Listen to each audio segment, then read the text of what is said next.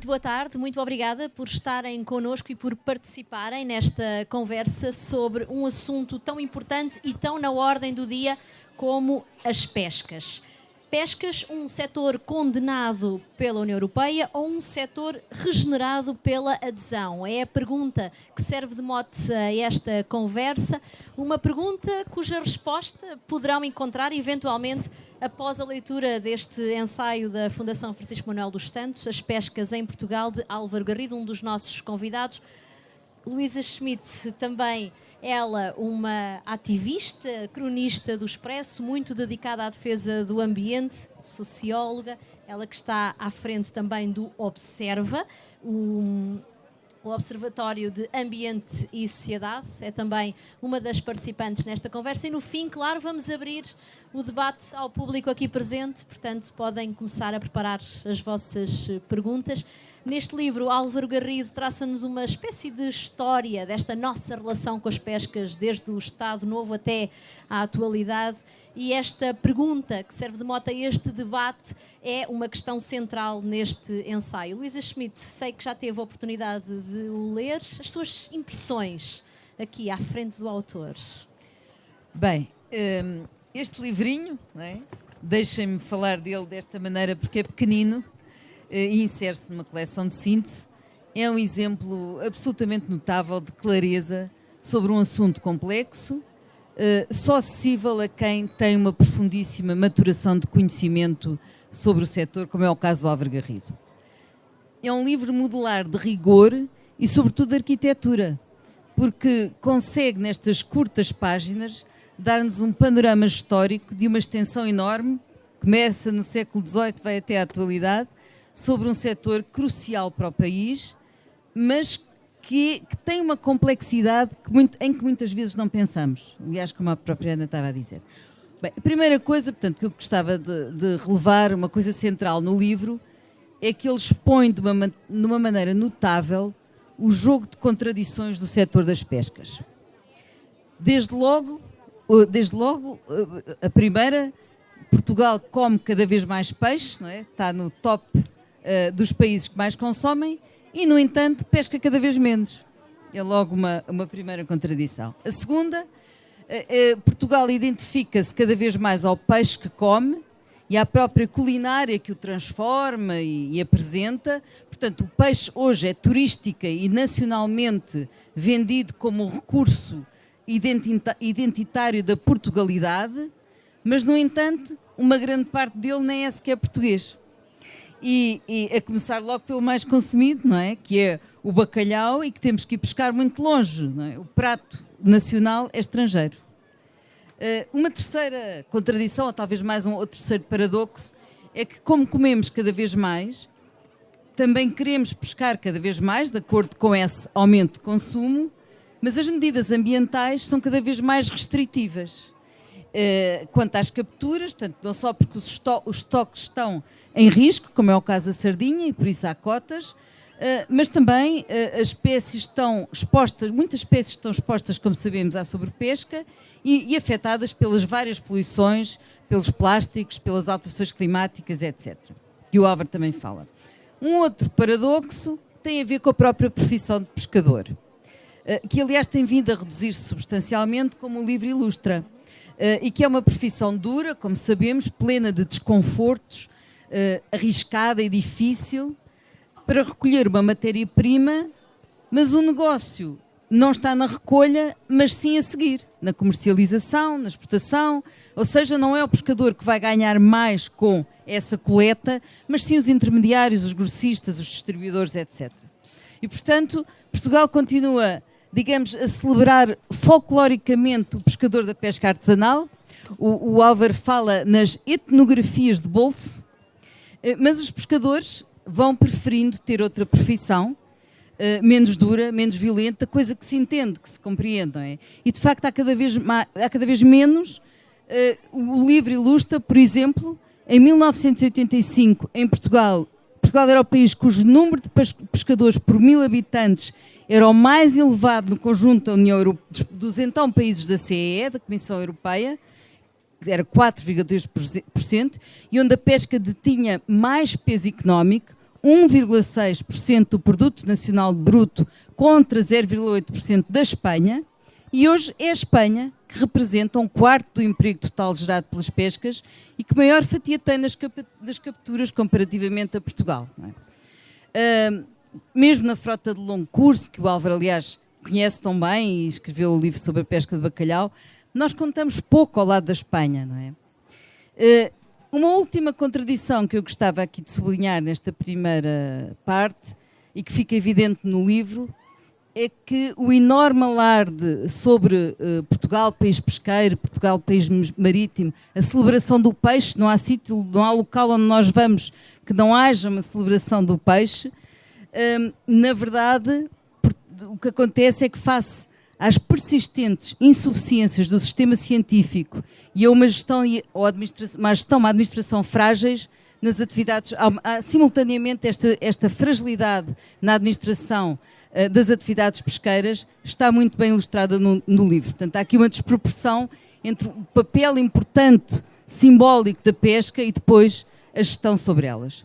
O Álvaro Garrido, no livro, dá-nos um painel de todas estas e outras contradições, com segurança e sem fazer juízos moralistas, que é uma coisa muito curiosa. Portanto, fala destas coisas todas sem esses juízos moralistas e evidencia a natureza contraditória da condição da pesca. E por isso põe-nos aptos a corrigir a nossa visão sobre a identidade pescatória do país. Aprendi imenso com este livro. E eu queria falar de outro aspecto central, portanto, isto é as contradições. Eu tenho um bocadinho mais de tempo, não tenho? Pronto. Sim. É que só me deram 5 minutos, eu estava preocupada, mas afinal tenho um bocadinho mais de tempo. Portanto, outro aspecto, não vou demorar muito mais, mas queria falar de outro aspecto central deste livro, que é conseguir fazer, num curto número de páginas, uma síntese muito boa da história das políticas públicas das pescas em Portugal. Assinalando pontos de viragem fundamentais. O Dom Carlos, o Estado Novo e Henrique Tenreiro, o pós-25 de Abril, com a visão de Mário Ruivo, para modernizar a administração das pescas e a investigação. Aliás, é a Mário Ruivo que o Álvaro dedica o livro. E não consigo deixar de sublinhar, nesses pontos de viragem, o episódio que eu não sei se deve ser considerado criminoso, se grotesco, que foi o abate da frota no período pós-adesão. Por formas, no fundo, devido a formas perversas de interpretação da lei e por falta de visão estratégica para o setor. Porque em Espanha não aconteceu nada disso, como nós sabemos.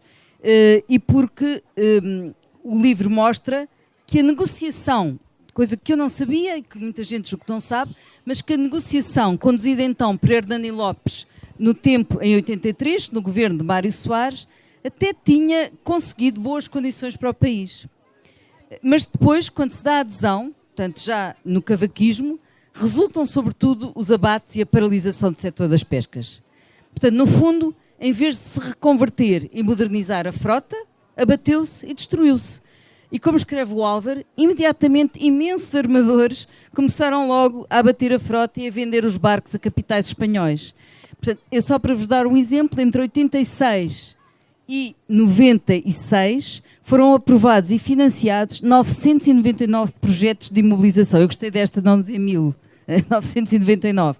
Portanto, e 2/3 destes abates foi entre 86 e 93.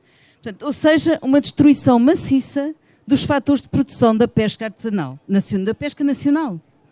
E esses abates, aliás, eram impressionantes. Eu recordo de um filme, um documento, não era bem um documentário, era uma filmagem feita pelo Luís Martins, que também é citado no livro, sobre as traineiras a serem incendiadas, traineiras lindas a serem incendiadas na praia. E, portanto, era absolutamente chocante, foi absolutamente chocante. Digamos que foi um período particularmente deprimente da nossa história pesqueira.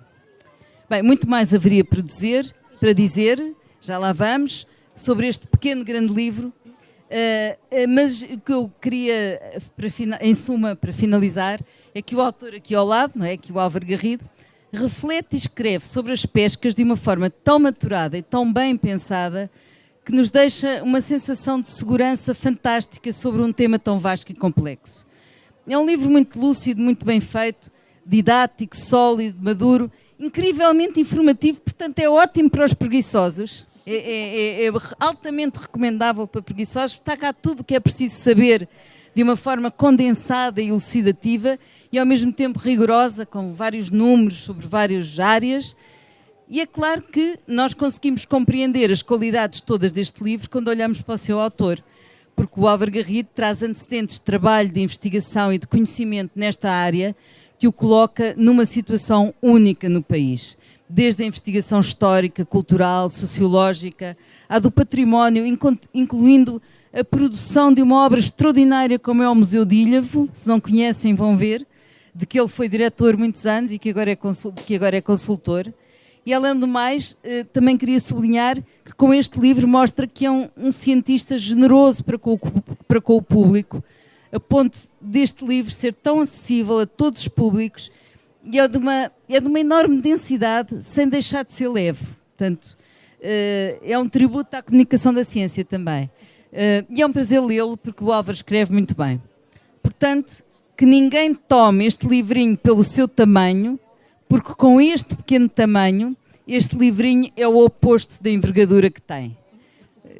Está de parabéns o autor, está de parabéns o editor, o António Araújo está ali escondido atrás da máquina, a Fundação, não é? A Fundação Francisco Manuel dos Santos, e estamos nós todos, sobretudo porque agora passamos a dispor deste livro para nós todos. Muito obrigado, Álvaro. Muito obrigada, Luísa Schmidt. Álvaro Garrido é o autor deste livro, é professor na Faculdade de Economia, na Universidade de Coimbra, foi diretor do Museu Marítimo de Ilhavo e eu reforço as palavras da Luísa, se não conhecem, têm de conhecer, é obrigatório. E eu pegava, Álvaro, exatamente nesta questão que a Luísa abordou de uma forma mais extensa, que tem a ver com a nossa adesão à CEE e a nossa integração nesta política de pescas comum.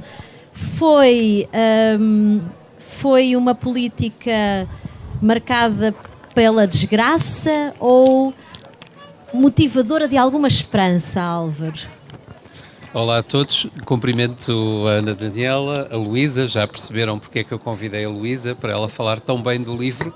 Isto não era previsível, exagerou, e o livro está aí para ser lido, e um abraço a todos os amigos que aqui estão. Essa, na realidade, a Fundação hoje colocou a pergunta certa, porque, na verdade, sobre as pescas, esta questão relacionada com a adesão à CEE, União Europeia, é a intriga fundamental. A questão-chave é, na verdade, esta. Não é uma questão cuja resposta seja unívoca. Há várias respostas. Eu não fecho a resposta no livro, ela continua semi-aberta, mas tenho a minha opinião fundamentada em função da análise que fiz. E, na verdade, a adesão à Comunidade Económica Europeia, em 86, significa a entrada de Portugal numa política comum das pescas que vinha de trás. A política comum das pescas da Comunidade Económica Europeia não era muito autónoma da política agrícola comum. Ela foi formulada do ponto de vista mais normativo em 83, quando Portugal adere em 86, juntamente com a Espanha, a Europa comunitária, fica em sobressalto porque Portugal e a Espanha, passa-se da Europa a 10 para a Europa a 12, vem mudar completamente a paisagem das pescas na União Europeia. Duplica a produção, mais que duplica o número de barcos, a produção primária das pescas aumentou de facto 74%, ou seja, é uma revolução, um tumulto, e a comunidade quase impõe, sugere que Portugal e a Espanha façam um acordo bilateral prévio ao acordo geral da adesão. E não é por acaso, aliás, isso hoje começa-se a escrever sobre os capítulos da adesão, ainda recentemente saiu um livro, que o acordo das pescas tenha sido o último a ser fechado. Portanto, ele era suficientemente complexo, suficientemente difícil, porque foi o último a ser fechado. E, na verdade, como a Luísa já sublinhou, e eu digo isso no livro, isso é muito claro e é uma opinião devidamente ponderada, os acordos da adesão em matéria de pescas foram muitíssimo bem negociados. Muitíssimo bem negociados. Portugal extraiu aquilo que poderia extrair de forma civilizada, bilateral. Os espanhóis são muito duros nas negociações e foram-no naquela altura, defenderam intransigentemente interesses, mas o acordo bilateral com a Espanha era prévio ao acordo de adesão.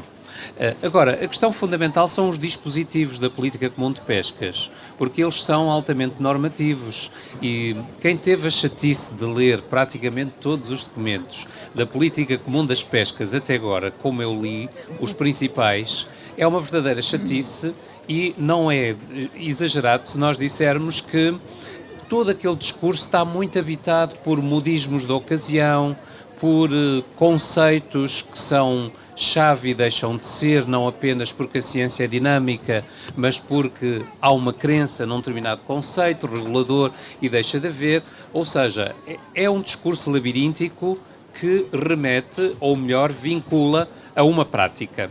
E essa é a questão chave. Uma parte das inconsistências da política comum é certo que foram desaparecendo, ela hoje mais sólida, mais articulada, há uma crítica original que se faz sobre a desarticulação entre a política das pescas e a política de mercados, por exemplo. Hoje elas estão muito mais e melhor articuladas, mas na verdade depois o processo é político, é institucional e remete para o comportamento dos agentes, os armadores, os pescadores, etc. E, na verdade, aí nós podemos fazer dois tipos de balanços. Acreditar ingenuamente que os dispositivos da Política Comum de Pescas foram cumpridos daquela maneira, conduzindo, na verdade, a uma redução drástica dos fatores de produção, sobretudo da frota e de outros fatores de produção, fator trabalho, fator capital, porque não podia ser de outra maneira, ou então partimos do princípio ou vamos ao fundo das coisas e verificamos que elas poderiam ter sido feitas de outra forma, ainda que as pescas portuguesas precisassem de facto de uma reforma contundente. E isto é uma história trágica do reformismo português, que aliás é bastante comum a outros setores. Nós reformamos as pescas porque elas foram reformadas de fora para dentro.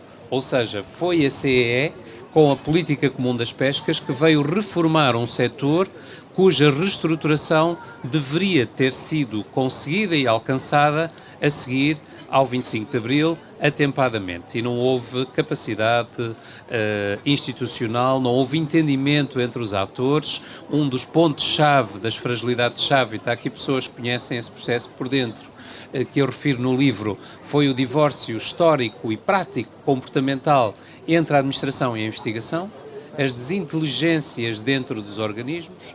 O controle político do setor das pescas é muito voraz até muito tarde, não é só no PREC, nem nos anos a seguir, as instituições por dentro, o dispositivo de investigação estava muito, muito politizado e, por conseguinte, há um conjunto de fatores institucionais, que são macro, e um conjunto de fatores mais comportamentais relacionados com o comportamento dos armadores, principalmente, que explicam que tenha havido um declínio tão abrupto das pescas portuguesas. Se nós olharmos para os indicadores do trabalho, da produção, do capital, sobretudo das unidades de frota, que é apenas um indicador e por vezes é redutor, porque a produtividade melhorou, é preciso olhar globalmente para as coisas. Verificamos que o declínio é muito mais contundente do que noutros países da comunidade e é muito mais contundente do que no caso espanhol. Agora, não podemos ser maniqueístas na análise e atribuir isto a protagonistas políticos, ao armador X e Y, porque a explicação é sistémica e, na verdade, é preciso sublinhar isto de forma civilizada, parece-me. As pescas portuguesas tinham excesso de frota, havia uma frota tecnologicamente atrasada, um número de unidades excessivo, o dispositivo de ciência era embrionário e era necessário uma reforma. Se ela foi executada da melhor forma possível, eu julgo que não, e houve irresponsabilidades, houve manifestações de um capitalismo frágil nas pescas, porque a tradição rentista dos armadores no âmbito da organização corporativa anterior era tremenda e, portanto, não havia uma cultura de mercados abertos, havia uma cultura de nepotismo e de oligarquias instaladas nos grêmios e ela repercutiu-se anos depois também em alguns setores. Mas em termos de resultados, Valeu a pena, apesar destas dificuldades e deste processo difícil? Luísa Schmidt, Álvaro Garrido. Quer dizer, o Álvaro conhece, e como eu digo, por acaso, o Álvaro, e não é por acaso que o sublinhei, ele dá-nos o painel de todas estas contradições, incluindo esta, com uma segurança e ao mesmo tempo sem fazer juízos moralistas, não é? Sobre a natureza do que aconteceu da pesca. É isso que é interessante nele. Eu sou muito mais levada a fazer juízos. Inclusivamente, devo dizer que me espantou aqui, a propósito disso, da Comissão Europeia. Ai, que horror! Espantou-me aqui uma coisa que eu não sabia de todo, é que a União Europeia, havia uma diretiva comunitária, como escreve o Álvaro, que instituiu o mais controverso mecanismo da política comum das pescas, que não eram só os armadores que eram reembolsados pelos abates, mas era o Estado-membro. Os Estados-membros eram parcialmente reembolsados dos prémios concedidos aos armadores por imobilização temporária ou definitiva de embarcações. Eu não sabia isto e, portanto, isto também deve ter sido um contributo importante para o Estado apoiar os abates. Não sei se foi, se não.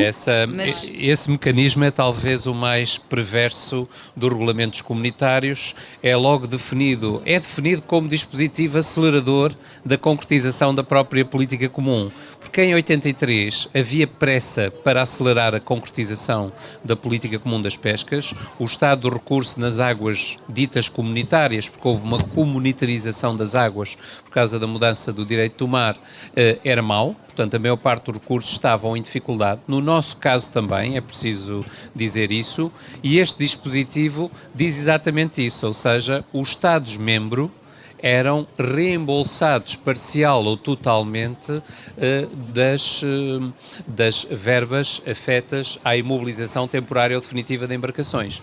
Mas nós temos... Mas esse dinheiro podia ter sido aplicado, por exemplo, na reforma e na modernização das pescas, ou seja, se houvesse visão, digo eu, não é? Mas também foi, é preciso algum cuidado com esse retrato. Eu coloco lá os números para as pessoas fazerem a sua própria interpretação.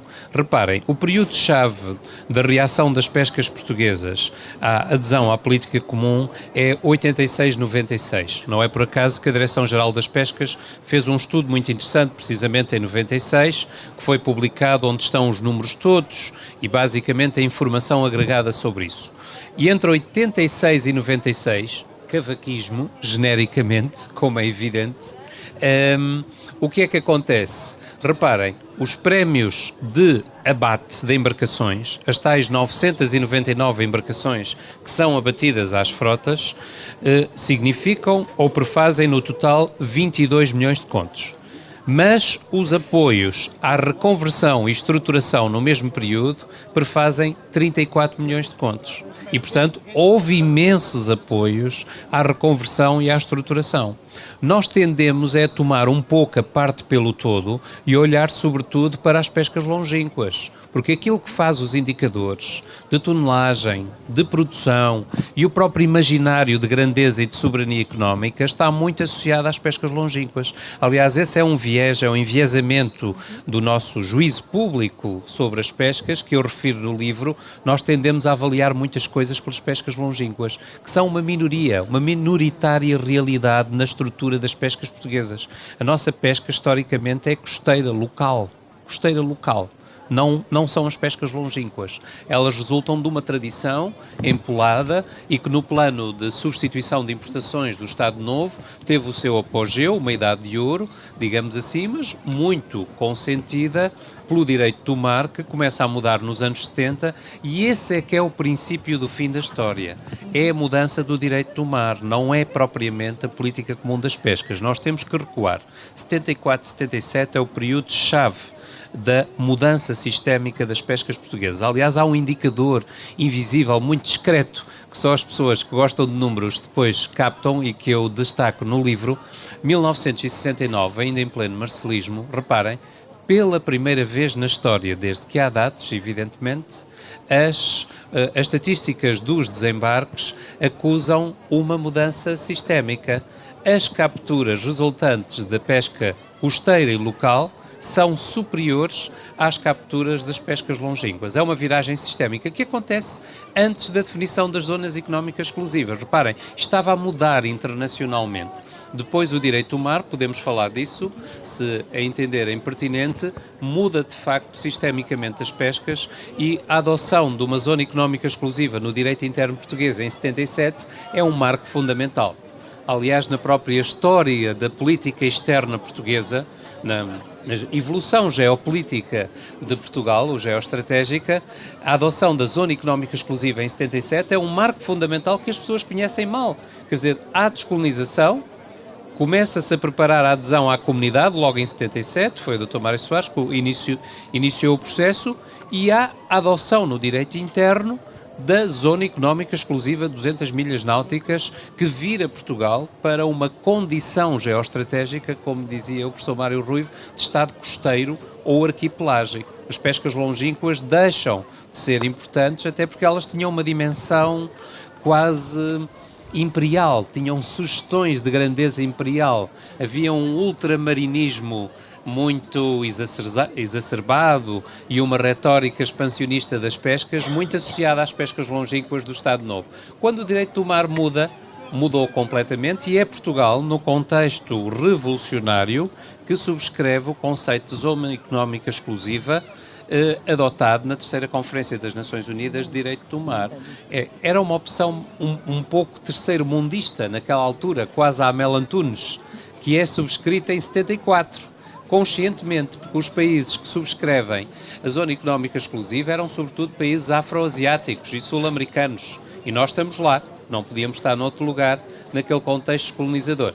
Em 77, direito interno, zona económica exclusiva de 200 milhas, um espaço de jurisdição marítima imenso, mas qual é a política de pescas que está implícita na adoção da zona económica exclusiva? Já não é o privilégio das pescas longínquas, porque os direitos de acesso tinham-se alterado profundamente. São 38 os países que em 76 já tinham adotado unilateralmente zonas económicas exclusivas de 200 milhas náuticas. Isso mudou tudo. Aí é que a reestruturação das pescas portuguesas se deveria ter conseguido fazer imediatamente a 76, 77, nesse interstício até a adesão à comunidade. É o período-chave. Havia dinheiro também. Exatamente. E por isso mesmo perguntamos, essa condição estratégica, obviamente que acarreta responsabilidades. Estamos à altura dessas responsabilidades? É mais o Álvaro que tem que responder. Sim, aí houve... Atualmente, não é? Com esta... Isso estamos, no fundo. Essa questão é muito interessante, porque, na verdade, hoje nós ouvimos, no âmbito deste novo maritimismo que escutamos inúmeras vezes nas televisões, nos jornais, há uma certa euforia hoje, como vocês sabem, Cluster. em relação, exato, à nova economia do mar, onde as pescas praticamente não têm expressão. Se virem os documentos, os programas de governo, os últimos programas de governo, sobre as pescas não está lá praticamente nada. Há uma espécie de política envergonhada em relação a isso. Este discurso sobre a nova economia do mar, na verdade, coloca imensas necessidades de diagnóstico sobre o potencial da zona económica exclusiva, mas como bem sabem os biólogos, estão aqui alguns biólogos, nós, apesar de termos imenso mar e uma zona de jurisdição marítima de grande dimensão, não temos uma grande abundância de recursos. Nós estamos numa zona oceânica de baixa produtividade natural. A plataforma continental portuguesa é relativamente estreita e pobre e, portanto, não se permitem diagnósticos expansionistas. Na altura, em 76, nas vésperas de Portugal adotar a zona económica exclusiva, deviam ter sido feitos muitos bons diagnósticos sobre isso. Há relatórios internos que eu cito no livro da Direção-Geral das Pescas que, na verdade, apelavam às mesmas coisas a que hoje se apela, embora haja um grande esforço dos cientistas, mas hoje, na verdade, nós não temos um dispositivo de ciência aplicado às pescas que seja sólido, consistente, nem aquele que precisaríamos. Não temos. Isso é bem verdade. E esse discurso foi colocado em 76, 77, é colocado hoje e, à época, fizeram-se algumas coisas interessantes, mas, pelos vistos, por falta de recursos financeiros, não se foi mais longe. Operações experimentais de pesca, navios oceanográficos ainda não tínhamos, passámos a ter o Noruega em 78, que ainda está aí e com grandes dificuldades se mantém. Mas o diagnóstico dos recursos, o mapeamento dos recursos, um dispositivo de fiscalização e tudo isso foi tudo muito frágil, muito intermitente e uma das questões centrais do percurso das pescas desde então, desse período-chave dos anos 70 à atualidade, é, na verdade, a incorporação de conhecimento científico aplicado às pescas. Qual é o dispositivo institucional de ciência que Portugal dispõe hoje nas pescas? O IPIMAR foi extinto, não é? Temos o IPMA, cuja fusão foi trágica ou relativamente trágica para as pescas, ou seja, Portugal já teve e hoje não tem um dispositivo de ciência aplicada às pescas que seja suficiente. E este diagnóstico parece-me mais ou menos unânime, mesmo nas pessoas que estão por dentro do setor e desses organismos. Naquela altura deveria ter sido constituído algo mais. O papel do IPIMAR foi muito interessante durante muitos anos, foi muito interessante, mas foi sempre intermitente e afetado por enormes problemas de recursos e de desinteligências, conflitos mesmo graves, muito tipicamente portugueses, diria, entre a administração e a investigação. Luísa, não sei se quer fazer algum comentário. E uma das coisas que eu achei, agora puxando a brasa à minha sardinha, que a minha sardinha não está em crise, é que se fica a saber também que a preocupação com a preservação das espécies começa, eu não sabia, sinceramente, desde o século XVIII, com o Baldac da Silva, não é? Foi um dos primeiros problemas a merecer preocupação e regulação, embora depois, no século XIX, também não deixa de ser curioso, esta preocupação se reduziu quando os economistas se sobrepõem aos biólogos nas decisões da economia, não é?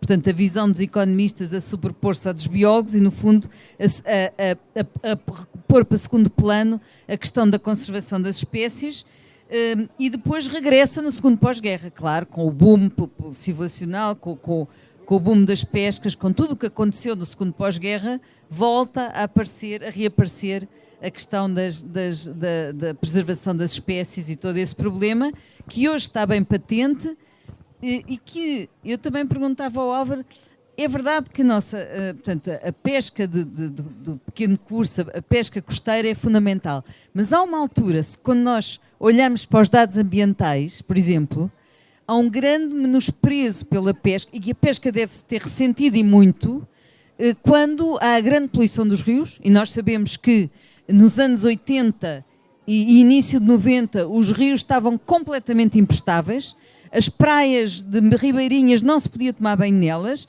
e, portanto, isso também deve ter tido um impacto negativo, e, por outro lado, as barragens, que também devem ter tido um impacto grande sobre a pesca ribeirinha. Portanto, uma série de fatores, na altura, ambientais, que devem também ter contribuído para... E aliás, lembro-me de ver documentários onde os pescadores se queixavam muito justamente das pescas, do peixe imprestável, dos mariscos que não serviam, portanto, os pescadores da costa, não é? Costeiros. Portanto, esse lado ambiental que o Álvaro também aqui foca é muito importante ainda hoje, não é? É uma coisa que atravessa toda esta história. Sim, na verdade, quando nós falamos de pescas, falamos de pesca marítima, não é? Até havia essa designação estatística, mas historicamente elas são marítimo-fluviais. E, aliás, as primeiras reflexões ilustradas científicas sobre as pescas, com muito interesse e que são hoje admiráveis por aquilo que antecipam e pela atualidade que têm de alguns diagnósticos, são diagnósticos sobretudo sobre a grande questão que é transversal a vários tempos das pescas, é o regime das águas, ou seja, a questão dos direitos de acesso e dos direitos de propriedade. Quem é que detém o direito de regular o acesso e a exploração dos recursos nas águas marítimo-fluviais? Quando é que elas são decretadas ou definidas como domínio público? Isto é muito interessante. A Luísa estava a referir a evocar o Baldac da Silva. O Baldac da Silva é um sábio das pescas em Portugal.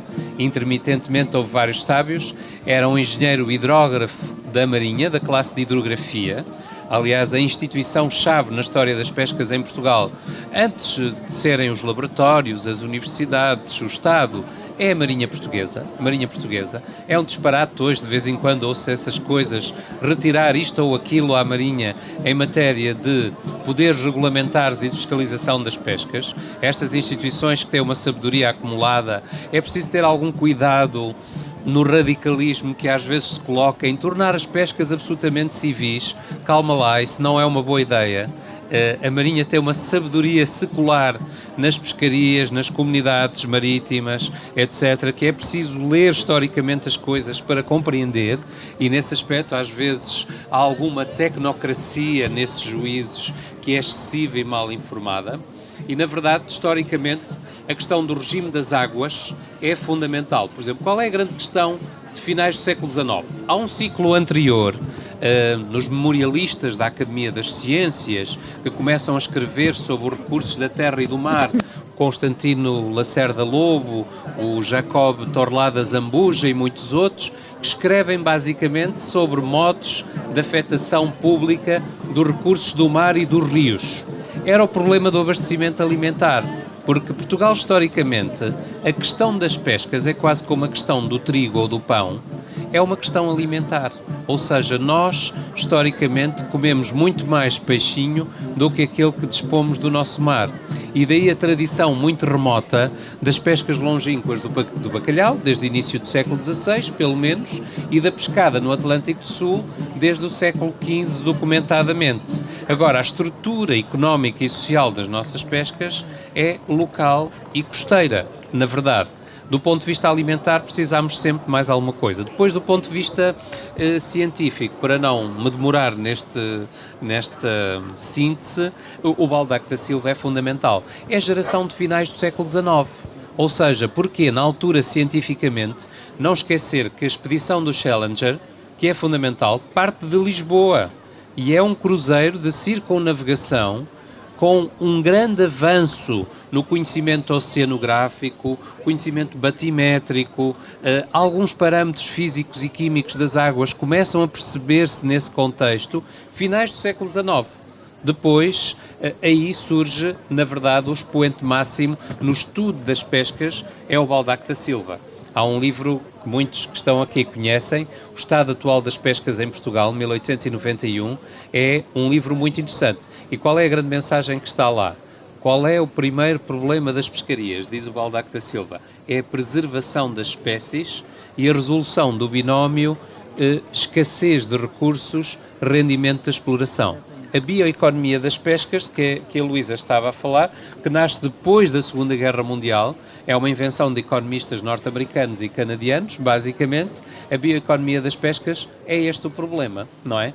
Como é que se resolve o problema dos rendimentos decrescentes numa pesca que é objeto de uma exploração cada vez mais intensiva? E depois nascem os modelos bioeconométricos, que são quebra-cabeças e sobre os quais ainda hoje não há consenso, não é? Porque eles eram demasiado lineares de início, hoje já são multivariável, etc. Por aí fora. Há também uma síntese sobre isso no livro, sem amassar muitas pessoas.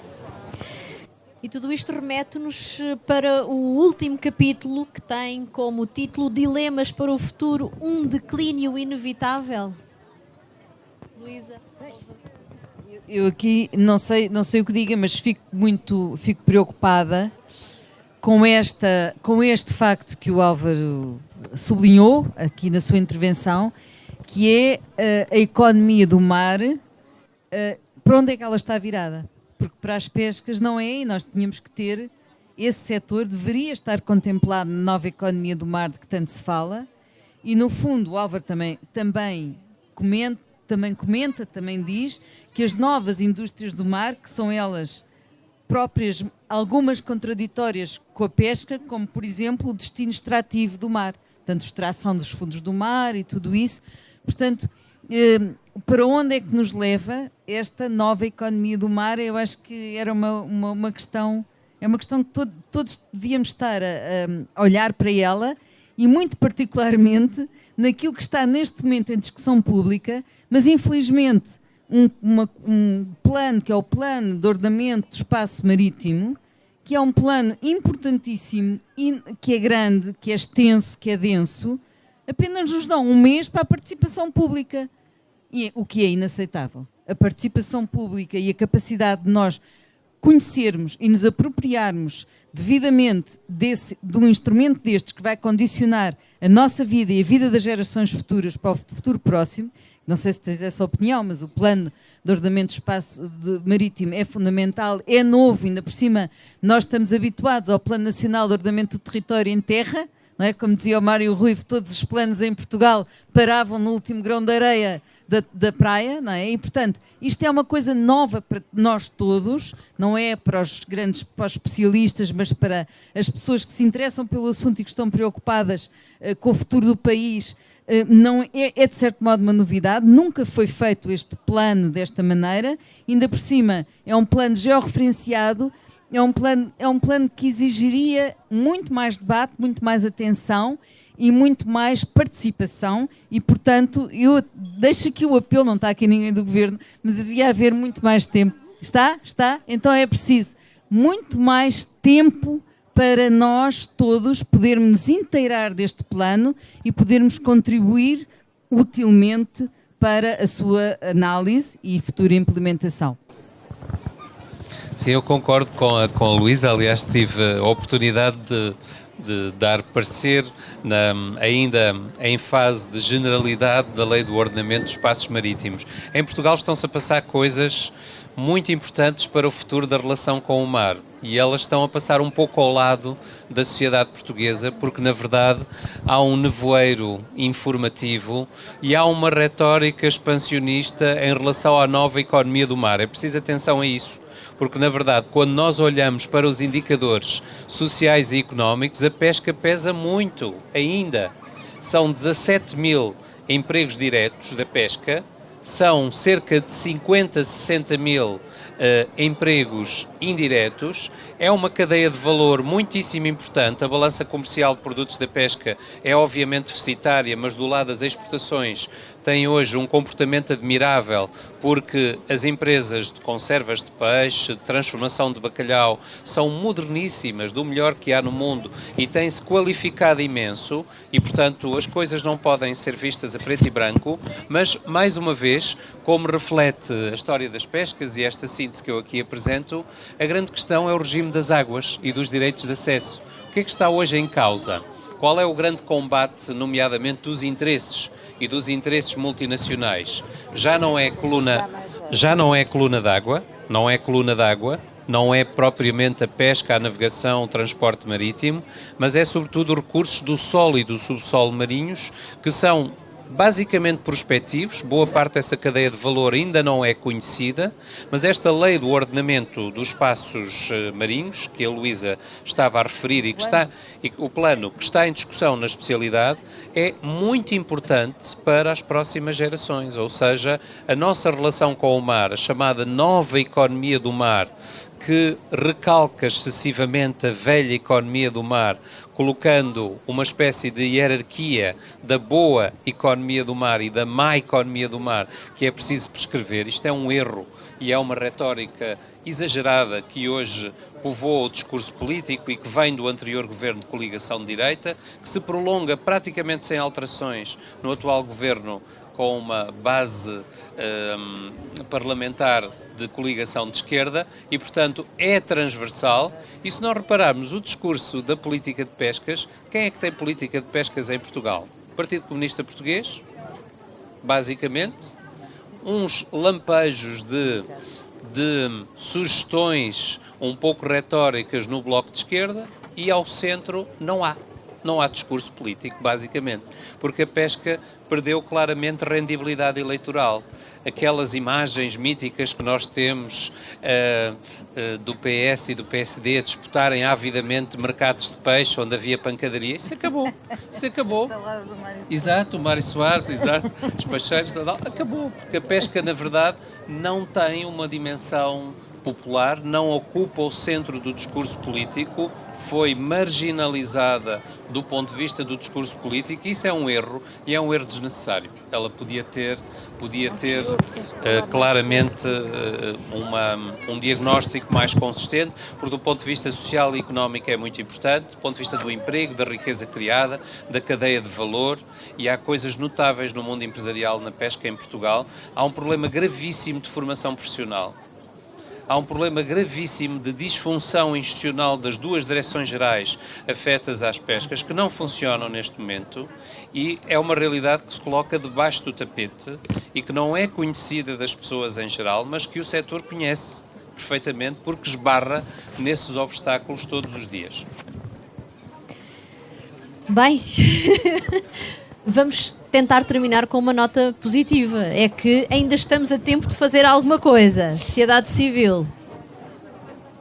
Que silêncio! Estou assustada, Luísa. Não é isso, não. Eu estava a dizer que em relação ao plano, ele está neste momento em discussão pública e, portanto, vale a pena todas as pessoas que puderem consultá-lo e contribuir para ele, vale a pena. E vale a pena pressionar para haver mais tempo. E nós, por exemplo, eu faço parte do Conselho Nacional de Ambiente e Desenvolvimento Sustentável, presidido pelo professor Filipe Duarte Santos, e estamos a tentar que assim seja, porque é de facto determinante para o futuro próximo e para as gerações que aí vêm. E é isso que nós, como o Álvaro dizia muito bem, não podemos estar aliados, e o discurso passa-nos ao lado porque há essa exaltação de repente de algo assim que é muito difundido, como a economia do mar, e agora vai ser a salvação através do mar, mas na realidade as pessoas não endogenizaram o que é a economia do mar e não estão a par disso. Nós fizemos fizemos um inquérito recente sobre, é uma nota que não, quer dizer, pode vir a propósito, fizemos um inquérito aos portugueses, portanto com representativo da população portuguesa, e perguntávamos em que setores é que se deve investir mais. Era uma pergunta com todos os setores, enumerava todos os setores, inclusivamente aquele que as pessoas mais responderam. O que as pessoas acham que se deve investir mais é na educação-formação. Na educação ainda é em Portugal um déficit enorme, e parecendo que não tem a ver com isto, com o que nós estamos a dizer, tem. Porque se tivermos uma sociedade mais capacitada, nós também estamos mais aptos a participar nestas questões decisivas para a nossa vida comum, que é, por exemplo, o que é que vai ser a economia do mar e o plano de ordenamento do espaço marítimo. E só uma nota, o mar não aparece tipo em quinto lugar, muito atrás da agricultura, inclusivamente. Portanto, digamos que a questão do mar e das pescas ainda não é, apesar de tudo aquilo que se tem dito e tudo aquilo que tem portanto, toda esta política de lançamento da economia no mar, ainda não é essa a questão fundamental para os portugueses, e no entanto é um país que depende imenso das pescas e é o país que consome mais peixes no quadro europeu. Portanto, estes desfazamentos são muito importantes de debater, e que este debate também contribua para isso, e eu espero que, se nós nos mobilizarmos a tempo e se nos derem mais tempo, vamos todos contribuir melhor para essa nova estratégia para o espaço marítimo. Uma nota positiva, Álvaro, diz lá. Há muitas. Eu acho que, em primeiro lugar, aquela pergunta sacramental se a pesca tem ou não futuro, é claro que tem futuro, como é evidente, é um setor que tem a sua realidade social e económica. Não devemos retoricamente admitir ou imaginar cenários expansionistas, porque o quadro externo é muito limitativo e deve ser responsavelmente na medida em que os recursos são escassos e há um desafio de sustentabilidade. Aliás, a última fase da política comum de pescas que está em vigor é especialmente ambiciosa e aponta para colocar as principais espécies comerciais dentro de limites de segurança biológica até 2020, o que será muito difícil, mas é uma boa meta. Agora, eu julgo que é importante neste ambiente geral de revalorização da relação de Portugal com o mar, que vai caminhando, apesar de tudo, devagar, e há uma tendência, uma moda hoje que é de raiz americana, que a Fundação Oceano Azul está a trabalhar muito bem, que é basicamente este eixo da chamada literacia azul, literacia dos oceanos. E eu penso que é importante não acomodar, porque hoje toda a gente está a correr atrás dessa bola. A literacia azul de repente foi descoberta em Portugal, mas as tendências, a socialização de conhecimento é demasiado tecnocrata e demasiado encantada com os novos usos do mar. Eu penso que ela será tanto mais consistente se equilibrar uma dimensão de cultura do mar, não essencialista, não baseada nessa tal etnografia de bolso, com uma dimensão de ciências do mar. Falta muita cultura do mar à sociedade portuguesa. Nós temos uma relação muito epidérmica com o mar e o papel dos museus, das universidades, é importante para que não cultivemos tudo isto com base num divórcio entre ciência e cultura, que é algo que hoje acontece muito e penso que pode e deve ser reparado. Ainda por cima com uma população eminentemente litorânea, não é? Exato. Costeira. Abrimos agora o debate à plateia, aqui presente. Perguntas, questões, opiniões? Só um bocadinho, vou-lhe dar um microfone. A situação tem-se agravado ao longo de 42 anos, derivada de políticas de direita, do Partido Socialista, do PSD e do CDS, coligações ou não coligações. O Mário Soares até fez coligação com o CDS em 76, 77 mais ou menos. Todas essas políticas foram feitas, políticas de direita, levaram o país ao caos em que está. Destruiu-se as pescas, o caso do mar em outros aspectos também foi destruído, o caso das conservas, portanto agora já está a recuperar. Mas na Europa também as políticas são de direita, portanto espero nunca mais em Portugal haver políticas de direita, porque foi os 42 anos, a quase 43, de políticas de direita que levaram o país a este caos. E os partidos responsáveis foi o que eu citei, o PS, o PS e o CDS. Espero que nunca mais voltem ao poder, porque senão se destroem o resto do país. Portanto, para já é só, mas entretanto depois eu ia de intervir mais, se caso for possível. Mais questões? Também temos ali mais alguém? Vão fazer-lhe chegar o microfone. Boa tarde. Eu lançava menos duas questões. A primeira, aliás, antes disso, agradecer pelo banho imenso de informação que aqui em tão poucos minutos viemos receber. Falo por mim e obrigado. A primeira pergunta que vos lançava era sobre a questão da cadeia de abastecimento, ou seja, Portugal é um país que tem taxas de consumo alimentar muito acima daquilo que era esperado. Para alguns setores, obviamente, que isto é bastante interessante, mas denota que ou estamos a comer muito, ou então haveria de haver aqui uma transferência entre a alimentação exclusivamente de carne para peixe, que não me parece que esteja a acontecer. Ou seja, estamos paulatinamente a consumir muito mais do que aquilo que deveríamos para as necessidades que temos. Mas, enfim, como a Luísa, no início da intervenção que fez, falou sobre a cadeia de abastecimento, perguntava algumas soluções para se resolver um bocadinho esta questão. Eu acho que o setor agrícola e o piscícola, na base, no setor primário, estão muito mal organizados.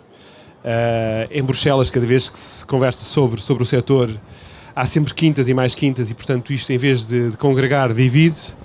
E lançava um bocadinho a primeira pergunta, é como resolver também um bocadinho isto. Ou pelo menos que contributo é que nós podemos dar. Lançava a segunda pergunta para o Álvaro Garrido, se não me engano, que é, no fundo, perguntar o que é esta nova economia do mar. É bastante interessante, mas o que é uma economia extrativa de combustíveis fósseis? Do que é que estamos a falar? Porque se estamos a falar em combustíveis fósseis, continuamos na mesma, não conseguimos resolver alguns problemas que o ambiente vai tendo e que a sociedade futura também se vai deparando. Se não são as pescas, porque Portugal não tem uma limitação grande do ponto de vista daquilo que é o mar produtivo, que nova economia do mar é essa? E lançava estas duas questões. Obrigado. Em relação à cadeia de abastecimento, nós somos um país muito dependente, como sabemos, e muito dependente também do ponto de vista alimentar. Portanto, na balança de pagamento de comercial isso depois não pesa muito para alguns agrónomos, porque nós metemos na balança de pagamento a questão das florestas, portanto, e como exportamos cortiça e pasta, papel acaba por não pesar muito. Mas, na realidade, a dependência alimentar é enorme, enorme. E era preciso pensar uma agricultura muito mais de proximidade. Hoje fala-se muito nisso, fala-se muito de uma agricultura local, de voltar de reativar uma agricultura mais sustentável e de proximidade. Isso é fundamental. Mas é preciso mudar algumas regras a esse nível. Quando nós pensamos, por exemplo, uma coisa ridícula, que é um trabalho que uma colega minha está a fazer sobre a alimentação nas escolas. As escolas não podem servir produtos locais, porque estão sujeitas àquilo que é as regras públicas, onde se fazem concursos e quem é que ganha? Ganham as empresas multinacionais que conseguem fazer refeições baratíssimas com €1,€1,5, mas na realidade depois quando as escolas querem ir buscar, por exemplo, alguma produção local, não podem, estão proibidas. Portanto, isto é uma coisa que já se conseguiu ultrapassar em Itália, já se consegue ultrapassar em Espanha e nós não conseguimos ultrapassar isto. Portanto, era preciso sentar à mesa várias entidades, que é uma coisa que nos falta um bocadinho, que é a tal história de comunicarem entidades umas com as outras e conseguirem resolver problemas que são elementares, não é? E neste caso alimentares. Mas, na realidade, acho que essa agricultura de proximidade, uma agricultura mais sustentável, agricultura biológica, criar nichos a esse nível, sem deixar, evidentemente, de pensar que há zonas do país que têm que continuar a produzir agricultura de exportação, isso é evidente. Mas é preciso olhar para isto de outra maneira. Todos nós, como humanidade, temos que mudar um bocadinho a nossa cadeia alimentar, temos que mudar um bocadinho os nossos hábitos. Não podemos comer tanta carne, por exemplo, sobretudo carne vermelha, por causa da questão da Amazónia, da questão da desflorestação e tudo o que está ligado ao impacto que tem em termos de água e terra a produção da carne vermelha. E, portanto, recentemente saiu um estudo das Nações Unidas em que recomendam claramente que se comece a comer muito mais carne de aves, por exemplo, carne branca. Aí vamos ter todos que mudar e eles propunham que fossem justamente as sociedades ocidentais como as nossas, onde o consumo é muito superior, não é? Do que nas sociedades do terceiro mundo, não é? As sociedades subdesenvolvidas, que fôssemos nós a reduzir essa pegada da carne vermelha. E em relação às pescas, o Álvaro poderá dizer mais, mas o ambiente é fundamental. Se nós conseguirmos ter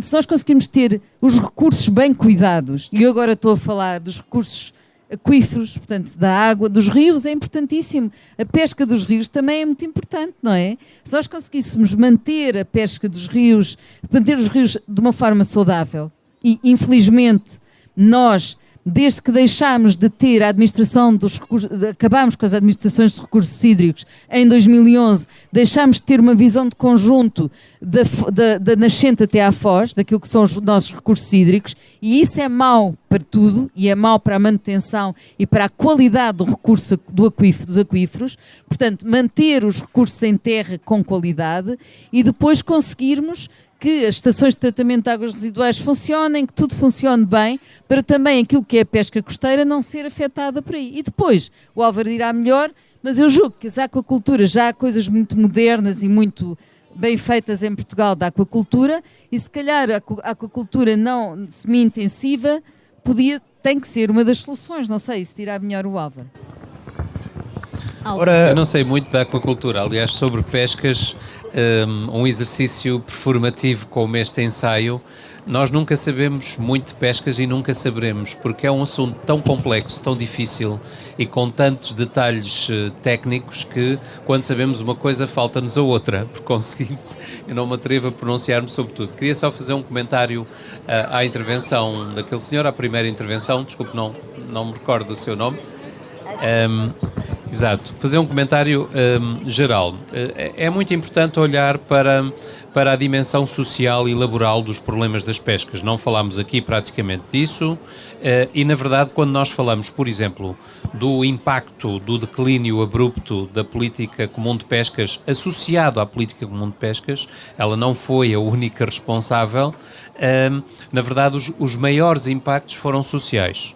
Os maiores danos foram sociais. Se nós verificarmos a desestruturação de comunidades pescatórias que ocorreu naquela década 86, 96, 86, 99, que é o período-chave, na verdade, aí os problemas sociais foram tremendos. E se verificarmos mais por dentro as coisas, devemos lembrar que, na altura, houve uma euforia formativa, a reconversão do pescador num homem novo, sobretudo a formação para os eletrónicos, instrumentos eletrónicos de detecção e de navegação. O Fundo Social Europeu deu formação, nesses 10 anos, a 11 mil pescadores, 8 mil dos quais nunca chegaram a pescar. E, portanto, aí nas políticas sociais e laborais há imensos problemas, enviesamentos que é necessário procurar. Quem ficou com o dinheiro, aquilo foi ostensivo, não foi uma ineficiência consciente, não foi. De facto, há muitas coisas a apurar por dentro. Agora, aquela formulação geral que fez não é sempre assim, porque, na verdade, basta lembrar, vou-lhe dizer uma coisa, isso está bem sublinhado no livro. O governo cujo Ministério do Mar, houve Ministério do Mar 3 vezes em Portugal. A primeira vez que existiu foi no chamado governo do Bloco Central, liderado pelo Dr. Mário Soares, 83-85. Eu não hesito em dizer que o melhor Ministério do Mar que tivemos em Portugal, o mais reformista, foi esse, do governo do Bloco Central. O Ministro do Mar, Almeida Serra, foi um grande Ministro do Mar. As reformas que empreendeu, nomeadamente nas pescas com o jovem secretário de Estado, Carlos Pimenta, foram notáveis e distinguiram-se muito num balanço intermitente que nós temos posteriormente. Mas, na verdade, depois considerá-las mais liberais, mais neoliberais, é evidente que há um fundo neoliberal e uma excessiva valorização da eficiência bioeconómica nas políticas comuns de pescas, mas elas são uma biosocioeconomia, porventura é inevitável. Em relação à questão que aquele senhor colocou sobre o abastecimento, isso é muito interessante, porque se nós olharmos para a estrutura das pescas portuguesas, o fator mais distintivo das pescas portuguesas é, por assim dizer, a hipérbole do consumo. Nós consumimos exageradamente peixe, mas estas questões da tradição cultural não são nada racionais. Ainda hoje estava a ler um artigo do El País de há dias que mostrava como a tradição do consumo de polvo na Galiza, que se estendeu às Espanhas, não é? Hoje consome-se polvo chileno e mexicano na Espanha com o rótulo de tipicamente galego. É muito interessante, assim como se consomem anchovas do Chile e da Argentina que se consideram tipicamente del Cantábrico em Espanha, assim como se consome a meijo algarvia, que é turca, e por aí fora. E, por conseguinte, estas questões do consumo são muito complicadas. É claro que a FAO apela à figura de um consumo responsável, essa figura existe, além da pesca responsável, há toda uma ética da conservação em tudo isto, mas a cadeia de abastecimento, se nós olharmos para a cadeia de abastecimento, e há um estudo da Direção-Geral de Política do Mar muito interessante, liderado pela engenheira Conceição Santos, coordenado pela engenheira Conceição Santos, que mostra que a cadeia de valor das pescas em Portugal está muitíssimo distorcida. Sempre esteve, no passado era o fenómeno da fuga à lota, que é histórico, não é? E que nós conhecemos, da pesca não declarada. Hoje é menos, mas continua a ser significativo, mas a cadeia de valor, na verdade, está sobretudo no segmento da distribuição, porque a grande distribuição em Portugal protagoniza, basicamente, segundo esse estudo, 72% das trocas intermédias. E, portanto, os hipermercados, os vulgares hipermercados, controlam boa parte da cadeia de valor e estrangulam a produção, o pescador, o armador, e na verdade é uma cadeia de valor muito difícil de regular pelo Estado no âmbito das políticas de economia aberta e de livre concorrência, não tão livre assim, em que nós vivemos. Portanto, há aí muitas questões a colocar. Mas há avanços muito interessantes, por exemplo, a rastreabilidade dos produtos da pesca, a rotulagem ecológica, que hoje... Melhor peixe do mundo. Exatamente. Depois há todo esse apelo que acaba por aumentar o consumo. Neste momento, com este fluxo e dinâmica de turismo que nós temos, o consumo de peixe dito português também está na moda e, portanto, isso também aumenta e aprofunda as captações do consumo, evidentemente, e há que regular essas questões e, eventualmente, o peixe para consumo turístico ser mais caro. O mercado não se autorregula tanto assim como nós pensamos. Em todo caso, globalmente, eu penso, por aquilo que conheço, que o papel da DOCA Pesca tem sido globalmente positivo, até na reinvenção de novos produtos pouco valorizados. O caso da cavala é interessante, que hoje é um produto que já é bastante mais apreciado em Portugal e que era objeto basicamente de desperdício. Quanto à economia do mar, explicar, uma breve explicação do que é isto da economia do mar hoje. A nova economia do mar é um assunto complexo, há muita informação, mas a nova economia do mar assenta basicamente no paradigma dos recursos do solo e do subsolo marinho, ou seja, combustíveis fósseis, como disse, isso é uma contradição de termos. Na verdade, se nós queremos energias limpas, porque é que vamos apostar nos hidrocarbonetos? Esta luta que se está travando na sociedade portuguesa de uma maneira mais ou menos surda em relação às perspectivas de exploração dos hidrocarbonetos, mas também metais estratégicos e muitos outros recursos. Há oportunidades interessantes, há a investigação notável nas universidades, o próprio processo de instrução científica do pedido de alargamento da plataforma continental submetida às Nações Unidas parece ter sido muito bem instruído e muito bem informado cientificamente. Agora, é necessário terem atenção a questão do benefício da renda dos futuros negócios de exploração da nova economia do mar. O professor Mário Ruivo, de uma forma muito alegórica e bem disposta, como ele gostava de dizer, perguntava se nós queremos ser uma Nova Guiné ou uma Noruega. E, de facto, do ponto de vista do contrato público entre o Estado, as instituições e os cidadãos, é necessário ver o que é que está em causa. E há coisas que eu não conheço em detalhe e sobre as quais não me quero pronunciar. Não, mas eu quero. Sobre a questão dos hidrocarbonetos, eu conheço bem os contratos e estamos muito longe da Noruega, estamos muito mais perto da Nigéria. Porque, na realidade, a maneira como o Estado negociou esses contratos de potencial de exploração dos hidrocarbonetos na nossa zona costeira, e agora é o que se põe ao furo de Algesur, a 40 km da costa, perto de uma área protegida, como nós sabemos, o que o Estado português, ou seja, nós todos, vamos ganhar com isso é inaceitável, porque oscila, só para vos dar uma ideia, depois dos custos todos amortizados, ou seja, daqui a quase 20 anos nós podemos começar a ganhar entre 7% e 12%, enquanto que a Noruega, os contratos, o Estado ganha 80% da sua extração, por isso é que a Noruega é um país rico. E, portanto, isto acresce toda a questão ambiental, das energias renováveis, tudo isso, o flop económico que foram estas contratações. E por isso é que nós todos temos de estar muito atentos também a isso, e no plano de ordenamento do espaço marítimo, vem lá contemplada a questão de extração dos hidrocarbonetos. Penso que havia ainda mais uma questão, só para terminar. Sim. Ora, boa tarde, meu nome é Paulo Neves. Eu não sei com quem é que estive a ouvir, mas há pouco tempo que ouvi os palestrantes, adorei a conversa. Eu sou pescador, neste caso sou mariscador, mas também sou geógrafo. Foi através da minha atividade da pesca que eu consegui dar continuidade aos meus estudos secundários e depois, mais tarde, académicos. Eu não vou fazer nenhuma pergunta, é uma perspectiva de pescador e de geógrafo.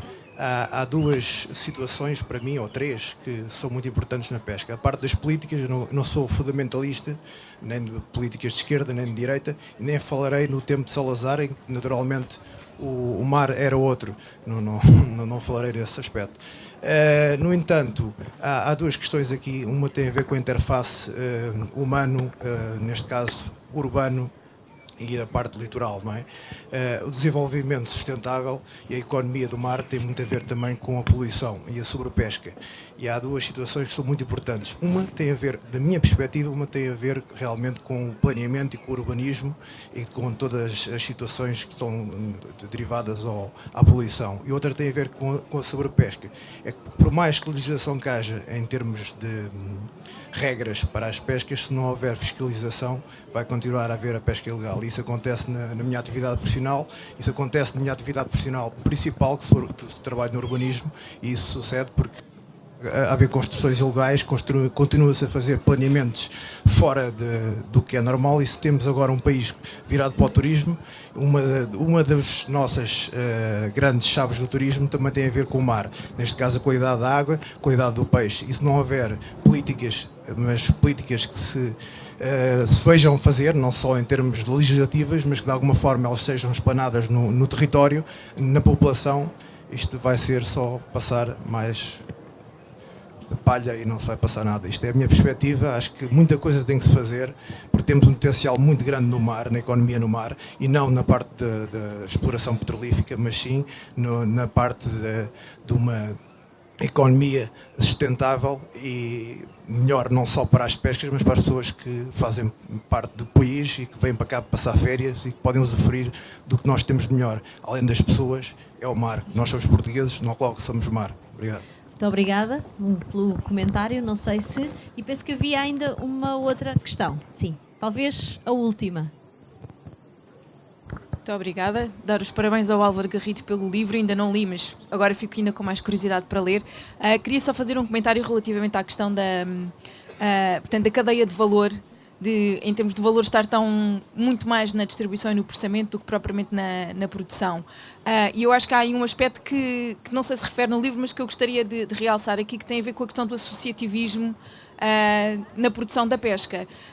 Enquanto que na pesca industrial há uma única associação que representa esse setor, essa frota que está aqui presente, e que representa esse segmento de frota a nível nacional, a nível europeu. Na pequena pesca, a chamada pequena pesca polivalente, costeira, temos frequentemente uma ou duas associações por porto. Portanto, que depois não está federada, que não está coordenada, que não tem peso político, que muitas vezes acredita que só quem vai ao mar é que tem capacidade para representar. Portanto, as associações não se profissionalizam, têm uma profissionalização muito limitada e, consequentemente, também não se organizam de forma mais eficaz para também terem algum controle depois na comercialização. Portanto, eu agradecia já agora um comentário sobre esta questão e o papel que teve em termos históricos também na questão das reformas, das sucessivas reformas do setor das pescas, incluindo, portanto, desde o 25 de Abril e depois com a adesão à Comunidade Europeia, porque acho que este aspecto também é importante, que é o fraquíssimo associativismo e capacidade organizativa na parte da produção. Muito obrigada. Muito bem. Já não me recordo bem da outra pergunta. Mas eu recordo, é sobre a pesca. Exato. E a necessidade de termos os nossos recursos porque também esse é um ponto importante. Exatamente. Então eu começo ao contrário pela pergunta da Catarina Grilo, que conhece bem estas questões e que é cientista das pescas. Esse aspecto é muito importante e é uma questão historicamente identificada em Portugal, a fraca coesão do tecido associativo das pescas em Portugal, em especial relacionado com a pequena pesca. E convém lembrar que nós tivemos muitas décadas de Estado Novo e de corporativismo de Estado, ou seja, havia os grêmios das pescas industriais de um lado e havia do outro a pequena pesca que era completamente controlada, intervencionada pela Junta Central das Pescas dos Pescadores, da Junta Central das Casas dos Pescadores, e tivemos um movimento muito interessante que se esfumou rapidamente depois do 25 de Abril, que foi um cooperativismo nas pescas. As cooperativas de pesca e de pescadores surgiram imenso depois do 25 de Abril. No início dos anos 80 quase todas tinham desaparecido. Por razões diversas, conflitos, desinteligências entre mulheres também, que acontecem muito. Essa por acaso é uma pergunta. O que é essa coisa de sentimento entre mulheres que ele fala aqui? Isto não é etnografia de bolso, isto é um facto que acontece nas comunidades de pescadores muito frequentemente, como as pessoas sabem. Bom, agora, atualmente, e a Catarina sabe disso e outras pessoas que aqui estão, a própria Política Comum de Pescas atribui bem um papel fundamental às chamadas organizações de produtores, não é? Em Portugal, que eu saiba, há 16 organizações de produtores, algumas funcionam, outras nem por isso.